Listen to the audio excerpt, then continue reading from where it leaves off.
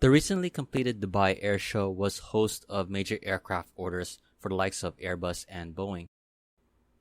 One of those airlines that caught attention for its aircraft orders was Akasa Air, which placed an order for 72 Boeing 737 MAX in a big win for the 737 program. Even more interesting that this startup airline has yet to operate flights, as it plans to launch into the skies over India in 2022. While there's not much details about this new Indian airline that's yet to launch, this video will highlight what we do know about Akasa Air.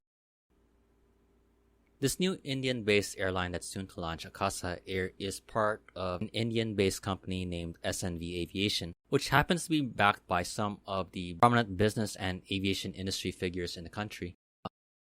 This group includes Rakesh Jhunjhunwala, a prominent Indian investor who is known as the Warren Buffett of India for his investments. Joining Jhunjhunwala is Atya Ghosh, the former Indigo president, who will also take a major stake in the company. Finally, the third prominent figure that has been named who is involved in the project is former Jet Airways CEO Vinay Dubey, who will be taking the helm of the airline as CEO of the company. Backed by prominent figures in the industry, the airline received a no objection certificate from the Indian government in October, clearing the way for its start. The airline is also working with India's aviation authorities to obtain its other permits and certifications necessary for its launch. With the information of the founding team, the airline plans to be a ultra-low-cost carrier, though in reports, the airline has described itself as follows. Akasa Air will be the most dependable airline in India, offering efficient customer service, reliable operations, and affordable fares, all in the Akasa way. Akasa Air's empathetic and youthful personality, employee-friendly culture, customer service philosophy, and a tech-led approach will make this commitment a reality for all Indians. Regarding the opportunity in India, the airline CEO Dubey said in a statement during the Dubai Airshow, quote, "India is one of the fastest-growing aviation markets in the world with an unparalleled potential. We are already witnessing a strong recovery in air travel and will see decades of growth ahead of us. Akasa Air's core purpose is to help power India's growth engine and democratize air travel by creating an inclusive environment for all Indians regardless of socio-economic or cultural backgrounds." According to various reports, the initial start for the airline's first flight will be during the summer of 2022, with plans to have an initial fleet of 70 aircraft within the next 4 years. And this brings up the recent order for 72 Boeing 737 MAX at the Dubai Airshow. After earlier reports of talks with Airbus, the airline has decided that its initial fleet will be powered by the 737 MAX in an order worth around $9 billion in list prices.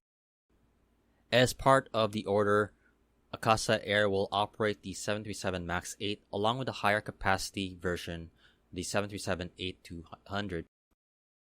With the Dash 8-200, Akasa Air will be one of 2 airlines operating this higher capacity version of the MAX, as the other orders for that aircraft came from Ryanair.